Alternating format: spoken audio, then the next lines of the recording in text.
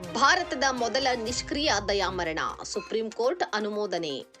ದೆಹಲಿಯ ಏಮ್ಸ್ಗೆ ಕರೆದೊಯ್ಯುವ ಮೊದಲು ಕುಟುಂಬವು ಭಾವನಾತ್ಮಕ ವಿದಾಯ ಹೇಳಿತು.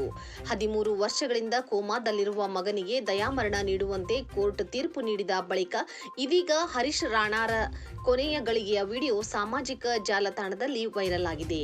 2013ರಲ್ಲಿ 4ನೇ ಮಹಡಿಯ ಕಟ್ಟಡದಿಂದ ಬಿದ್ದು ಕೋಮಾಕ್ಕೆ ಜಾರಿದ ಮಗನಿಗೆ ದಯಾಮರಣ ನೀಡುವಂತೆ ಹರೀಶ್ ರಾಣಾ ತಂದೆ ಕೋರ್ಟ್ ಮೆಟ್ಟಿಲೇರಿದ್ದರು.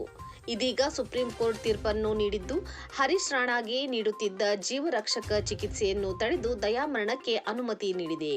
ರೋಗಿಯ ಅಂತಿಮ ಹಂತವನ್ನು ಆರಾಮ ಮತ್ತು ಘನತೆಯಿಂದ ನಿರ್ವಹಿಸುವುದನ್ನು ಖಾತ್ರಿಪಡಿಸುವ ಉಪಶಾಮಕ ಅಂತ್ಯ ಜೀವನದ ಆರೈಕೆ ಯೋಜನೆಯನ್ನು ಜಾರಿಗೊಳಿಸಲು ಅಖಿಲ ಭಾರತ ವೈದ್ಯಕೀಯ ವಿಜ್ಞಾನ ಸಂಸ್ಥೆಗೆ ನ್ಯಾಯಾಲಯ ನಿರ್ದೇಶನ ನೀಡಿದೆ.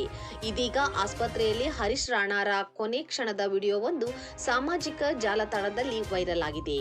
2013ರ ಅಪಘಾತದ ನಂತರ ಹರೀಶ್ ರಾಣಾ ಅವರು ಕೋಮಾ ಸ್ಥಿತಿಯಲ್ಲಿದ್ದರು. ಮಾರ್ಚ್ 11, 2026ರಂದು ಸುಪ್ರೀಂ ಕೋರ್ಟ್ ಭಾರತದ ಮೊದಲ ನಿಷ್ಕ್ರಿಯ ದಯಾಮರಣವನ್ನು ಅನುಮೋದಿಸಿತು.